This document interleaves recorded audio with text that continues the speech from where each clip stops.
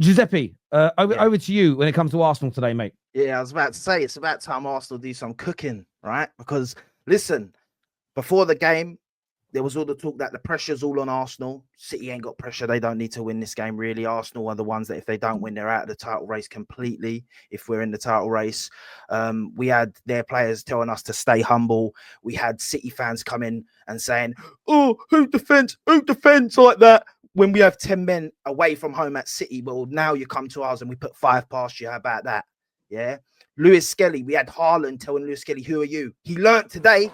Yeah, Kevin Hart come out in Lewis-Skelly. He gonna learn today because he got locked down by Lewis-Skelly. Yeah, he got locked down by Lewis-Skelly, bodied by Lewis-Skelly. And then Lewis-Skelly showed him how to actually go around the play and finish a goal today. Yeah, because Haaland's been missing with the goals. Listen, I love Haaland as a player, but this guy started it. These Man City guys started it. And Vader was laughing earlier when Ash said it. But your guy, Rodri, come out and said, oh, well, this is what happens when you ain't got balls and you don't want to win a game when you come for a draw. So you, man, started it, and now the rivalry's kicking off. And I'm not going to lie, the last 5 games we've played, you ain't beat us. You can chuck that you've won leagues at us. You've won 4 in a row. I'll just chuck back at you that we've won more league titles than you have. So let's forget all that and talk about the current circumstances. Yeah. Today's game for City was an embarrassment because I'm not going to lie. It weren't only the scoreline. We absolutely schooled them. We absolutely destroyed them. By the end of the game, I've never seen City so defeated where the players are just like, we don't even want to be on the pitch anymore. We were olaying passes everywhere. The fans were ruining. Haaland was broken. My man actually went to help Gabriel up after Gabriel had been on him all game. How do you do that? That's when you know someone's rattled you to the point where you're just defeated. Yeah, he tugged on his shorts. No, he was telling him, you took my shoe off. And he was trying to help him up. I would have told, if someone was doing that to me all game, I would have told him F off, defeated. Man City were absolute this season, yeah, and they are due, and City are due a season off, like a season like this, because they've been dominating the past 4 years. They're due a season off, yeah. But I think we've just put the nail in the coffin for City this season. I think there's an actual possibility now City don't get Champions League next year. Generally, the way we destroyed them. It was like when we had no one. You know, when we had these crap players, when we had like Mustafi and that, and we were getting turned over game in, game out by City. Mm-hmm. Yeah, 5-1 and that. Yeah, you remember when they beat us 5-0? Yeah, 1 set, man. Yeah, this was like the polar opposite. Yeah, I don't want to hear anything about this player thing. We didn't have Bukayo Saka today. If Bukayo Saka had come, we might have beaten you 7-1 or something. If players weren't missing, we're here. We're going to do that now. Yeah, no, I'm just saying, if you want to bring players missing up, that you did, yeah. No. You've spent all this money. We don't get that from you, man. Yeah, not you two City fans in the chat now, but from a lot of City fans. Hamza, he's one of you. You defend him all the time. He'll come here and go, how much money is your manager spent? How much money is your manager spent? Your manager just spent how much in this January transfer window? So don't tell me you're short in the DM position when he's just spent 80 million on Mamouche. By the way, Mamouche, I don't know, he's missing today. Yeah. So listen, I'm gassed. Yeah. Because just like you, Giuseppe, whenever Arsenal lose, missing, bro. I'm here all the time when Arsenal lose. Yeah. I've been busy with life. I've been Arsenal fan. Yeah. My whole life, brother. I'm 28 years old. So just know how many years of my life I haven't been winning for. But yeah, listen, on the game, I'll tell everything right. I think people were shouting about, Nwaneri not starting. I think that I think that's the right call. I think he's a young player and you kind of need, against City, maybe not today, but if you didn't know City were going to perform how they did, I think you would have thought, yeah, a bit more tracking back. You need a bit more someone who's going to do the up and down thing. He's still young, but listen, these two young boys just showed City up today. I'm not going to lie, Phil Foden missing again. I can't remember the last time I see Phil Foden step to Arsenal and actually do anything. Yeah, listen, City is peak for them. I'm gassed for the City fans that come through because they actually got a bit of kahunas to come in when they've lost and got battered like that, because it don't happen often to them. And yeah, listen, you've got to be calling that Pep Guardiola because listen, any other manager, it don't matter who you are, you've just got battered 5-1, and you've just got absolutely humility. After saying stay humble to a team, Yeah, our players went out with chest before the game. After the end, when you said stay humble, our players come out and said, wait until you come to our ground because you started a war. And you come to our ground and you got run through. So listen, now you've got to stay humble because you've been winning, and you as a team have to start staying humble. And it is what it is. We'll move on from now. We can still go for Liverpool. I don't think Liverpool will drop enough points for us to win the league, but I think this is the perfect way to get a result going into that Newcastle game as well, because we're going to have our tails up. I think Newcastle as well, mentally, they're going to look at this game and go, crap. These guys the Newcastle game is going to be a very, very interesting one. Viewers, we're going to come to some more of your super chats in a moment. Obviously, got a lot of panel. We've still got Dio and another gentleman backstage. We will speak to everybody during the course of this show, so make sure you're staying with the Football Terrace. I was going to go next to Trimless Gunnar, and I know there's reviews of the game in it, but I wanted to ask you about Lewis-Skelly. I wanted to specifically speak about Lewis-Skelly for a moment, because that young man has broken into the team this year, and today, not just the goal, but he was out of this world. Talk to me about young Lewis-Skelly. Yo, MLS, man. That's why I got the shades on, bro. He made me cry today. I got tear marks down my face. He was the shining. You wouldn't believe this kid turned 18 in September. Last September, sorry. Like me as a 26-year-old, I'm deep in it. Like, bro, if I was that cold at 18, oh my gosh. But just the confidence he has, the composure. He's so physical. He's a youth. He's an 18-year-old youth, yeah. And he's bullying 27, 8-year-olds. You get, like, he's so composed and confident in what he believes in himself. There was a situation where he could have went back to the keeper, and you know, as Arsenal fans, we pass back to Raya a lot. He could have went back to Raya, but he said, no, I'm about to turn my man and run with the ball to the point Haaland's got to try and push him over, like, and then the goal. Yo, I almost lost my voice. I was screaming. I wanted that goal for him so bad. And then for him to do the Haaland celebration, so disrespectful, man. So disrespectful. I love it, man. I love it. But that's all I want to say, MLS, bro. I'm so happy to see what I'm seeing. It kind of irritates me, though, because it's like we had that player there and you're still signing Calaflori and there's other areas and whatnot. But let's not focus on the positives. MLS, bro, please just continue to develop. He's one of our own. And yeah, man, lovely. I just want to say big up V as well for standing on business and showing face. Yeah, absolutely. Can I speak quickly on Lewis-Skelly? Yeah, Michael Oliver, you deserve everything that happens to you because of Miles Lewis-Skelly. You tried to rob us of that performance. You tried to rob us of that masterclass with your terrible refereeing. So when people criticize you, you deserve all the criticism. I'm not saying abuse, but criticism, you deserve all the criticism because of that.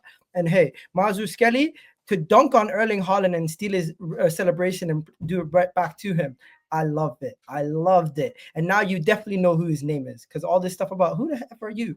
You definitely know who his name is now, buddy. No, absolutely. I thought he was brilliant. I thought Ethan was. One of the reasons why, again, my comments about Pep are not specifically about him and Man City. Trust young players. It is such an important part of football, and they will often step up. And when you have a great academy like Man City do, Arsenal do, Liverpool do, United do, there are times where you should be trusting them. You know, I criticized my own manager today, and I'm like, why are we playing mainly with a false nine? We've got 2 or 3 really good young strikers in the club.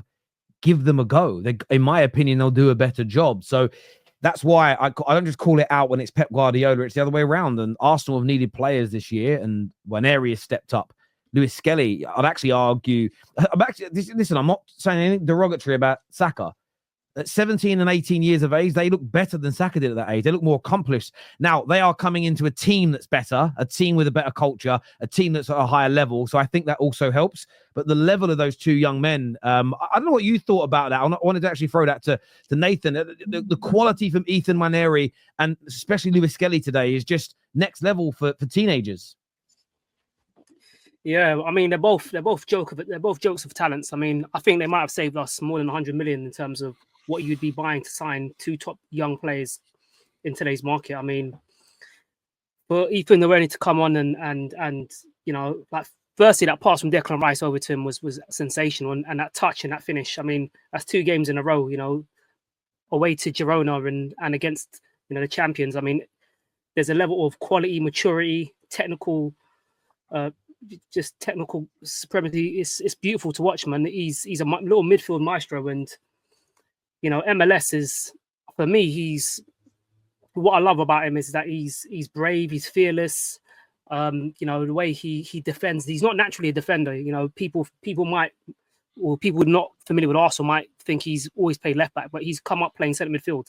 So for him to be shifted over into a position that's not natural to him, and for him to be performing at this level, says a lot about the player. And you know, defensively he's aggressive, tenacious, and then on the ball, like the way he carries the ball, the way he's able to kind of like ride contact when people are trying to, you know, take the ball off him. He's got so much man strength, and for him to have that at 18 is not usual. You know, for me, physically, a lot of times you see the younger players kind of get found out. That's where they seem to struggle. There's not many young players that can deal with the real physical aspect of the game at such a high level like Miles can. And yeah, I mean, I've been highly impressed with them both. And I think also even the way in which we've used them has been quite well, in the sense of we've been able to kind of bleed them in slowly as opposed to rely on them and have them play week in, week out. And I think even the way Arteta, I mean, I would have loved for Nwaneri to start today, but I think, you know, what the manager did by taking him out the limelight and bringing him in